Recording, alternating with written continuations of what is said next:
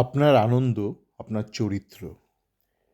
আজকে ইস্টবেঙ্গল একটা ম্যাচ জিতল মোহামেডান স্পোর্টিংয়ের বিরুদ্ধে ৭-০ গোলে আইএসএলে। তার কয়েক ঘন্টা পূর্বে কন্যাশ্রী কাপে ১২-০ গোলে জিতল মৈত্রী সংঘের বিরুদ্ধে, বা মৈত্রী সংসদ বোধহয়। ম্যাচ নিয়ে আলোচনা করব না, কারণ আমরা প্রত্যেকেই জানি যে মোহামেডান ইনভেস্টারের সমস্যার দরুন কোনো বিদেশি ছাড়াই খেলছে এই বছরে আইএসএলটা, এবং স্বদেশিদের ক্ষেত্রেও তাদের কাছে খুব বেশি অপশন ছিল না, কেন স্বদেশিরা সমস্ত আইএসএল আই লিগ ক্লাবের সাথে লকড ছিল। তো তাদের অনেক সমস্যা খেলতে হয়েছে। তো ম্যাচ নিয়ে আলোচনা করব না, এই ম্যাচ থেকে আমাদের কিছু প্রাপ্তিও নেই। কিন্তু একটা জিনিস আমি দেখলাম, ম্যাচ শেষে ইস্টবেঙ্গলের মিডিয়া টিম মোহামেডানের যে একটা স্লোগান আছে, যান যান মোহামেডান, ওটাকে অনুকরণ করে, ওটাকে মানে একটা খিল্লি করে একটা দিল দিল ইস্ট বেঙ্গল, যান যান ইস্ট বেঙ্গল করেছে। তো এইটা না দেখে মনে হচ্ছে এটা টিপিক্যাল মাওরা একটা একটা ক্লাস অফ অ্যাক্ট, মানে মাওরা শ্রেণীর অ্যাক্ট হলো, বা এটা বস্তির মার্কার অ্যাক্ট হলো টিপিক্যালি।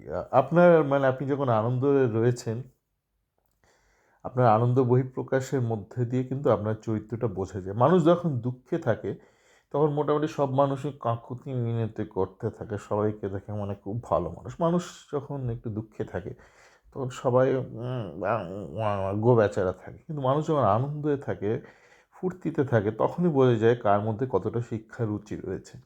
তো ইস্টবেঙ্গলের মিডিয়া টিম জানি না এই মুহূর্তে কারা চালাচ্ছে, বাঙালিরা চালাচ্ছে বোধহয়, বোধহয় বাঙালিরা, কিন্তু এই কাণ্ডটা দেখে মনে হলো কোনো বস্তির বাঙালি হবে, কোনো ছোট লোক নিম্ন শ্রেণী বাঙালি হবে, বা কোনো হয়তো মানে স্ট্যান্ডার্ড মারোয়ারি কেউ হবে, কারণ এই ধরনের নিম্ন শ্রেণীর কাণ্ড কারখানা কোনো নিম্ন রুচির বাঙালি ছাড়া, বা একদম স্ট্যান্ডার্ড কোনো মারোয়ারি বা গুজরাটি বা হিন্দুস্তানি ছাড়া এটা সম্ভব নয়।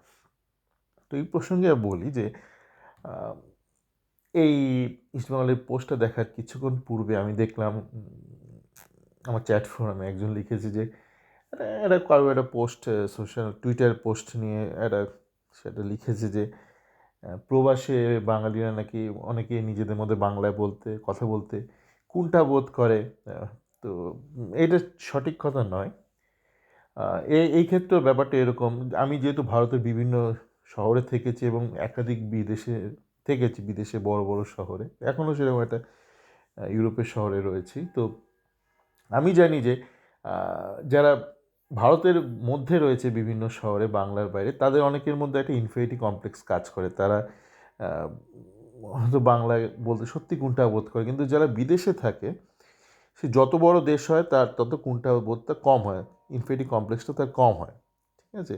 এখন কেউ ধরুন বাংলাদেশে রয়েছে, আশপাশে নেপালে রয়েছে বাঙালি, সে কিন্তু একটা ইনফিরিটি কমপ্লেক্সে ভুগবে। কিন্তু যে যত বেশি ধনী দেশে রয়েছে কর্মসূত্রে, তার মধ্যে তত কম থাকে ইনফিনিটি কমপ্লেক্সটা, মানে তার মধ্যে গর্বের পার্সেন্টেজটা বেশি থাকে। তো এইটা নিয়ে আরেকটা বিষয় বলে শেষ করব, যে অনেকে আমি দেখেছি আমার কর্মজীবনের শুরু থেকে তারা বলে বাঙালিরা একটা গ্রুপে, অনেক ভিন্ন ভাষাভাষীর গ্রুপ রয়েছে, সেখানে দুজন বাঙালি একে অপরের সঙ্গে দেখা হলে বাংলায় কথা বলতে শুরু করে। এটা আমি শুনেছিলাম যখন আমি জামশেদপুরে ছিলাম, একটা বড় একটা স্টিল কোম্পানির কর্মসূত্রে, তখন এই অভিযোগটা করা হয়েছিল। তো তখন তো আমি বাংলা বাইরে খুব বেশি থাকিনি, আমি প্রথম এটা জামশেদপুরই ছিল। এটা ভারতের একটা বেশ স্বনামধন্য একটা কোম্পানিতে আমি চাকরি পেয়েছিলাম প্রথমে গ্র্যাজুয়েট হয়ে, মানে কলেজ থেকে ক্যাম্পাস হায়ারিং।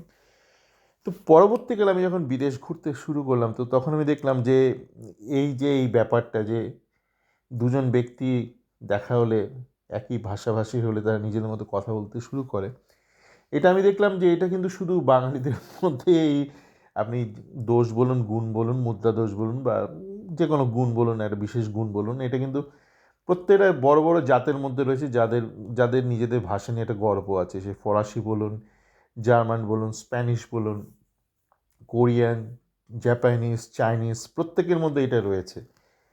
হ্যাঁ, তো এটা শুধু বাঙালিদের ক্ষেত্রে নয়, এবং দক্ষিণ ভারতীয়দের মধ্যে এই ব্যাপারটা আছে, মানে যারা তামিল বা তেলেগু, যেগুলো প্রতিষ্ঠিত ভাষা, তারাও কিন্তু একই কাণ্ড করে, শুধু বাঙালি নয়।